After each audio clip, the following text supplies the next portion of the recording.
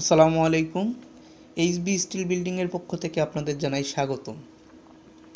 আজকে আমরা স্টিল স্ট্রাকচারে বিভিন্ন ধরনের লোড, যেমন dead load, live load, earthquake load এবং উইন্ড লোড, তাছাড়া বিভিন্ন ধরনের লোড পড়ে।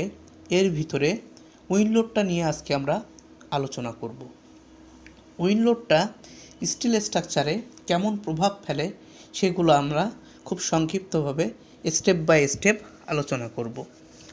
উইন্ড লোড মূলত স্ট্রাকচারের বিভিন্ন অংশে চাপ প্রয়োগ করে এবং এর কারণে স্ট্রাকচারের ডিজাইন এবং শক্তিমাত্রা নির্ধারণ করতে হয়।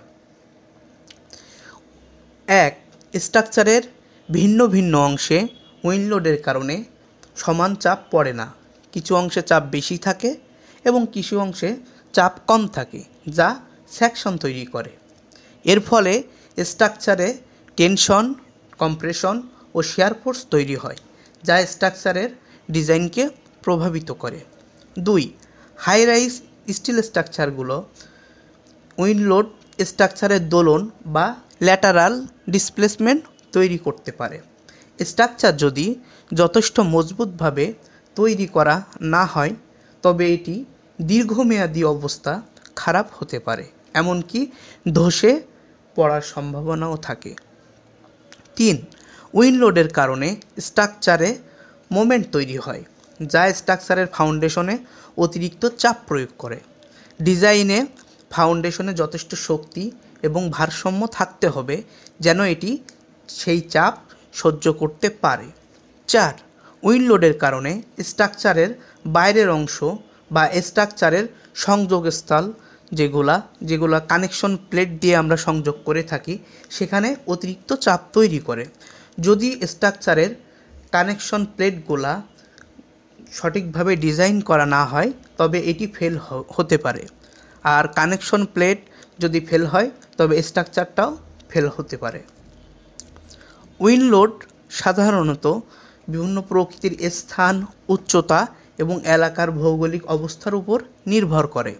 যেমন উপকূলীয় অঞ্চলে উইন্ড লোড অনেক বেশি হয়, তাই আমরা একটি জায়গার একটি স্ট্রাকচারের মেম্বারগুলোর সাইজ দেখে সেম সাইজ দিয়ে অন্য এলাকায় বিল্ডিং করব না, কারণ স্ট্রাকচারের হাইট এবং সাইজ সেম হলেও স্ট্রাকচারটা ভিন্ন ভিন্ন এলাকাতে হওয়ার ফলে ওই স্ট্রাকচারের উপর উইন্ড লোডের মানও ভিন্ন ভিন্ন রকমের হয়, যার ফলে স্ট্রাকচারের ব্যবহার করা মেম্বারগুলোর সাইজও কম বেশি হতে পারে।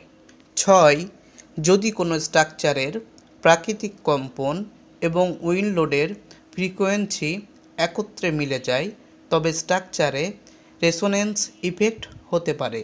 এটি খুব বিপজ্জনক, কারণ এটি স্ট্রাকচারের ভেঙে পড়ার সম্ভাবনা তৈরি করে।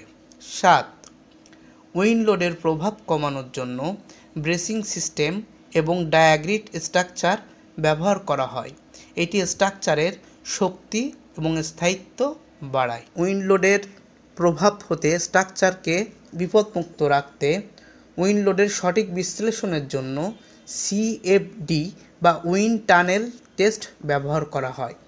ডিজাইন প্রক্রিয়ায় ফ্যাক্টর অফ সেফটি সঠিকভাবে নির্ধারণ করা হয়। সঠিক ডিজাইনের জন্য আন্তর্জাতিক মান বা স্থানীয় কোড অনুযায়ী উইন্ড লোড সঠিকভাবে বিবেচনা করা হয়। আমাদের দেশে যেমন বিএনবিসি 2020 অনুসারে যদি সঠিকভাবে উইন্ড লোডটা নির্ণয় করে সঠিকভাবে আমরা ডিজাইন করতে পারি, তাহলে উইন্ড লোডের এ সমস্ত ক্ষতিকর প্রভাব হতে স্ট্রাকচারকে বিপদমুক্ত রাখা যাবে। তো আজ এ পর্যন্ত। সবাই ভালো থাকবেন। আর স্টিল স্ট্রাকচার সম্পর্কে কোনো জিজ্ঞাসা থাকলে আপনারা স্ক্রিনে দেওয়া নাম্বারে ও ঠিকানায় যোগাযোগ করতে পারেন। আসসালামু আলাইকুম।